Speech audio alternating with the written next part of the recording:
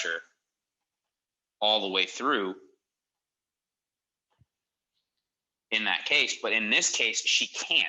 So when she respires, she cannot actually create a fixed point here and a fixed point here in order for the central tendon of the diaphragm to descend. So every time she respires, she's using paraspinals, right? And because she can't create this intra-abdominal pressure, she's not getting any type of eccentric contraction of the pelvic floor. Therefore, the pelvic floor is almost stuck in this concentric tone or this concentric state. And so when you ask a muscle that's already concentrically oriented to concentrically contract, it's going to tell you to fuck off, right? Mm-hmm. It's like, I'm already where you want me to be. I actually have to expand first in order to then recoil and do what you want me to do. So it's like when someone comes in and they're asked to do rotator cuff muscles, but the rotator cuff's already in spastic tone.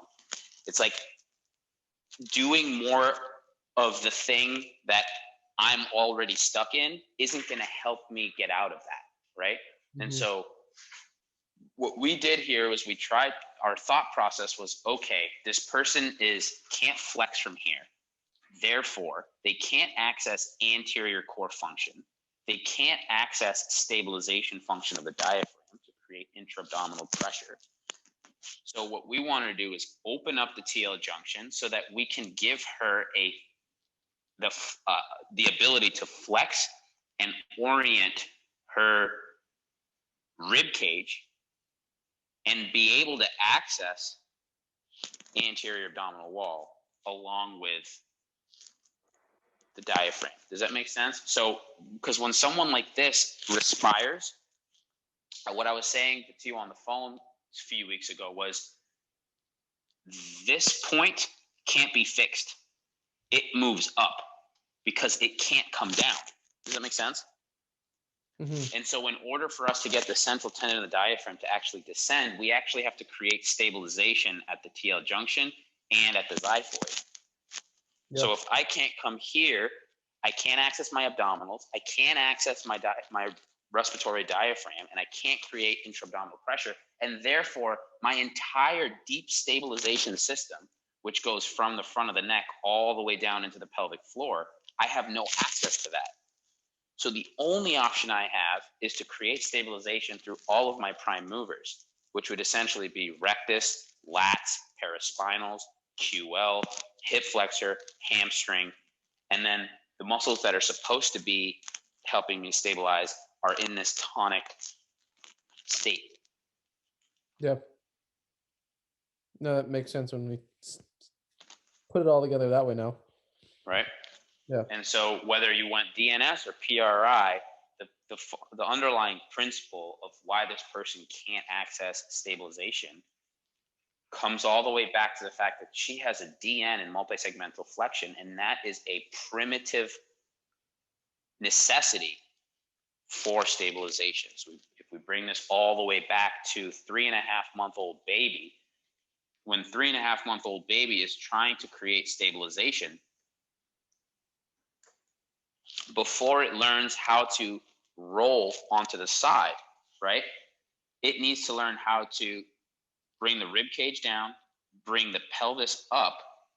So the contact points on the floor, right? TL junction. TL junction. Before that is learning how to approximate the L5S1 segment. So it's like, if we talk about prerequisites, I need to be able to create a posterior tilt of my pelvis to approximate L5S1. And then if I move more towards, babies bringing their leg up towards their face to bring feet to mouth. Baby, what is it called in yoga? Happy baby. Happy baby, right? That's now the focus is creating approximation at TL junction, which is what? Creating a fixed point at the punctum fixum, or PRI would call it the zone of apposition, right? Yeah.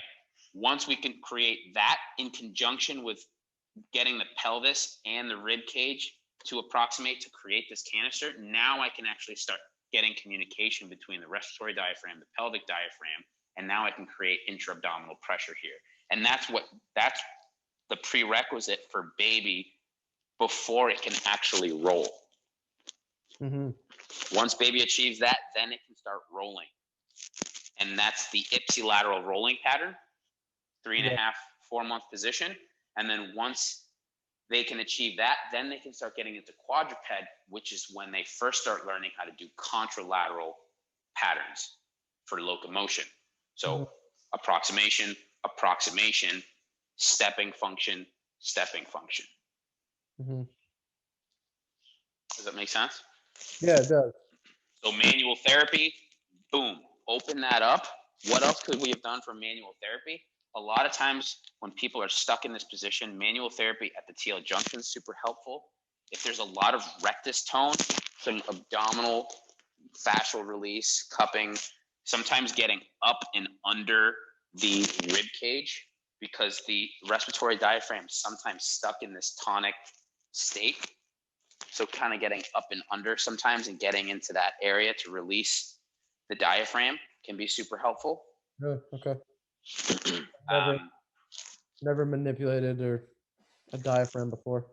Yeah, basically just getting to the osteotendinous junction of the diaphragm and where it articulates on the anterior aspect of the rib cage. And sometimes this area with these individuals is like super sensitive. So be very careful if you do go that route.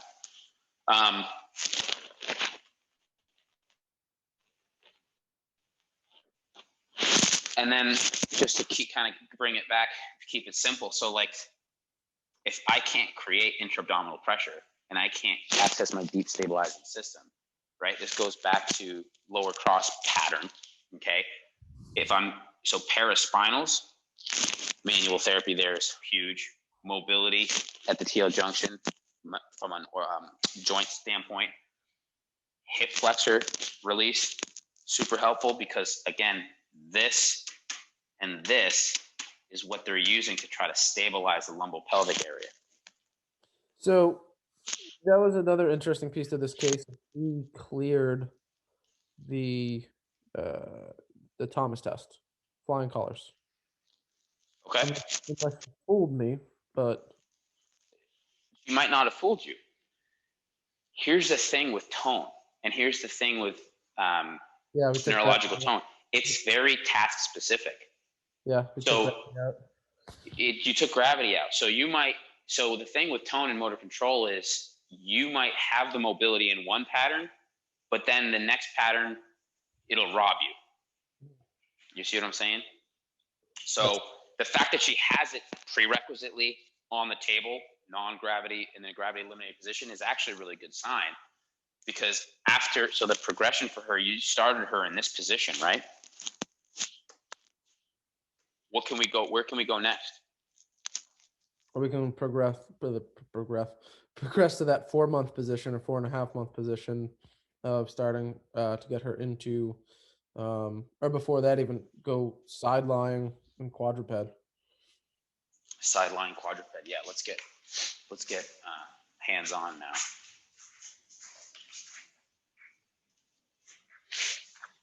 So the whole point of starting here is really getting her to learn how to do this, right? And then we're coming here, right? Learning how to create a fixed point here and start creating ipsilateral rolling patterns. Cool. Now, like you said, we can have her come up onto side sit on elbow, okay? And let's just keep it super simple, and let's think of a basic PNF pattern that helps me tap into flexors. I can use the D2 flexion pattern here, or just any variation of that, right? Because that would be similar to doing this.